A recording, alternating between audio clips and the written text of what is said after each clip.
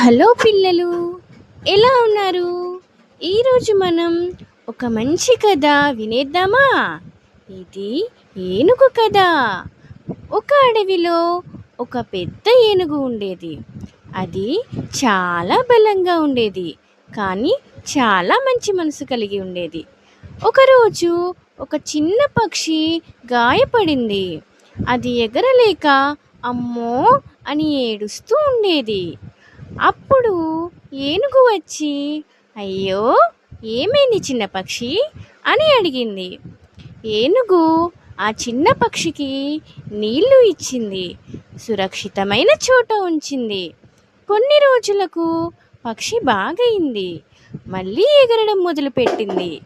పక్షి చాలా సంతోషంగా ధన్యవాదాలు ఏనుగు అని చెప్పింది. పిల్లలు, మనము కూడా ఎప్పుడూ ఇతరులకు సహాయం చేయాలి.